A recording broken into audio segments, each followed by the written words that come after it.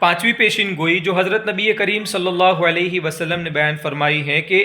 حضرت مہدی کے ظاہر ہونے سے پہلے یہ بھی ہوگا۔ چار پیشین گوئیاں تو ہم پہلے عرض کر چکے ہیں، اور پانچویں پیشین گوئی نفس زکیہ کے قتل کے سلسلے میں ہے۔ ایک لقب ہے، یہ نفس زکیہ لقب ہے بہت بڑے بزرگ کا، ان کی شہادت ہوگی اور اس شہادت کے اوپر زمین و آسمان والے بہت زیادہ غصے ہوں گے، اور پھر وہ مہدی کی تلاش کریں گے اور وہ ان کو مل جائیں گے، اور پھر ان کو تیار کریں گے، ان سے بیعت کریں گے، اور پھر اس کے بعد جو کچھ ہونا ہے وہ ہوگا۔ تو اس کے سلسلے میں یہ نفس زکیہ کے بارے میں جو روایت ہیں، اس روایت کے بارے میں آج ہم بحث کرنے والے ہیں۔ یہاں ایک بات سمجھ لیجئے کہ نفس زکیہ کا لقب رکھنے والے بزرگ پہلے گزر چکے ہیں۔ حضرت علی رضی اللہ عنہ کے پڑپوتے ہیں محمد، جن کا سلسلہ نسب پورا اس طریقے سے ہے، محمد بن عبداللہ بن حسین بن علی رضی اللہ عنہ۔ ان کا لقب بھی نفس زکیہ ہے، اور انہوں نے سن 245 ہجری میں خلیفہ جو عباسی خلیفہ ہے منصور، ان کے خلاف وہ برسر پیکار آئے تھے، ان کے خلاف انہوں نے جنگ کی تھی، اور پھر وہ اس میں شہید ہوئے تھے۔ لیکن ایک کتاب ہے الاشاعہ لاشراط الساعہ، اس میں لکھا ہے کہ جس نفس زکیہ کا ذکر ہے خروج مہدی سے پہلے، وہ نفس زکیہ دوسرے بزرگ ہیں، یہ حضرت علی رضی اللہ عنہ کے پڑپوتے وہاں مراد نہیں ہیں۔ چنانچہ مصنف ابن ابی شیبہ کے اندر لکھا ہے ان مجاہد ان رجل من اصحاب النبی صلی اللہ علیہ وسلم، حضرت مجاہد ایک صحابی سے نقل کرتے ہیں کہ نبی اکرم صلی اللہ علیہ وسلم نے فرمایا ان المہدی لا یخرج حتی یقتل النفس الزکیہ،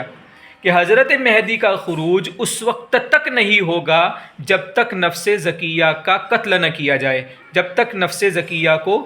شہید نہ کیا جائے۔ پھر جب فَإِذَا قُتِلَتِ النَّفْسُ الزَّكِيَّةُ، جب نفس زکیہ کا قتل ہوگا تو زمین و آسمان والے سارے ان کے اوپر غصے ہو جائیں گے، پھر وہ حضرت مہدی کو تلاش کریں گے اور وہ ان کو مل جائیں گے۔ فَزَفُّوهُ كَمَا تُزَفُّ الْعُرُوسُ إِلَى زَوْجِهَا لَيْلَةَ عُرْسِهَا، جیسے دلہن کو سجایا جاتا ہے اس طریقے سے وہ تیار کریں گے، منائیں گے، اور پھر ان کو تیار کریں گے، ان سے بیعت کریں گے، اور پھر آخر میں حضرت نبی کریم صلی اللہ علیہ وسلم نے بیان فرمایا کہ جو خلیفہ آئیں گے وہ زمین کو پوری عدل و انصاف سے بھر دیں گے، جیسے اس سے پہلے ظلم و جور، عدوان اور طغیان اور زیادتی سے بھری ہوئی ہوگی، یہ حضرت مہدی اس پوری زمین کو، پوری دنیا کو عدل و انصاف سے بھر دیں گے، اور اتنا عدل و انصاف قائم فرمائیں گے کہ زمین اپنا غلہ نہیں روکے گی، پورا پورا غلہ پیدا ہوگا، اور آسمان ایک قطرہ بھی بارش نہیں روکے گا، پوری پوری بارش برسے گی۔ اور یہاں تک فرمایا کہ فتنعم امتی، کہ ان کے زمانے کے اندر میری امت اتنی خوشحال ہوگی، اتنی خوشحال ہوگی کہ اس سے پہلے کبھی بھی امت کے اوپر اتنی بڑی خوشحالی نہیں آئی ہوگی۔ تو یہ پیشین گوئی تھی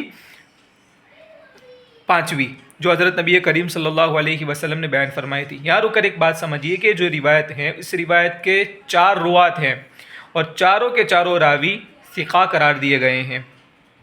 تو کل ملا کر 5 پیشین گوئیاں اب تک ہم نے جان لی۔ پہلی، عراق، شام اور مصر کے اوپر ناکہ بندی کی جائے گی کہ وہاں درہم و دینار پہنچانا بھی مشکل ہو جائے گا، اور اسی طریقے سے غلہ بھی پہنچانا مشکل ہو جائے گا۔ دوسری پیشین گوئی بتائی تھی کہ دریائے فرات سے سونے کا پہاڑ نکلے گا، جس کو حاصل کرنے کے لیے عرب و عجم کا بہت بڑا اختلاف ہوگا اور بہت بڑی جنگ ہوگی، جس کے اندر تقریباً 99% لوگ مارے جائیں گے۔ تیسری پیشین گوئی کے بارے میں بتایا تھا کہ اس میں عیسائی اور مسلمانوں کا اتفاق ہوگا، صلح ہوگی، پھر وہ مل کر جنگ کریں گے اور اس میں ان کی کامیابی بھی ہوگی، لیکن پھر بعد میں عیسائی لوگ دھوکہ کریں گے، اور دھوکہ دینے کے بعد پھر مسلمانوں کے ساتھ سارے عیسائی ایک طرف اور مسلمانوں کے ساتھ ان کی جنگ ہوگی۔ اور چوتھی پیشین گوئی سفیانی کے خروج کے سلسلے میں بتلائی تھی کہ سفیانی نامی دمشق کے اطراف سے نکلے گا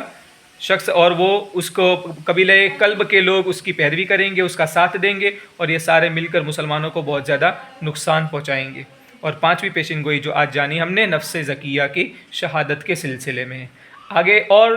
پیشین گوئیاں باقی ہیں، وہ انشاءاللہ اگلی مجلس میں جانیں گے ان کے بارے میں۔ وآخر دعوانا ان الحمد للہ رب العالمین۔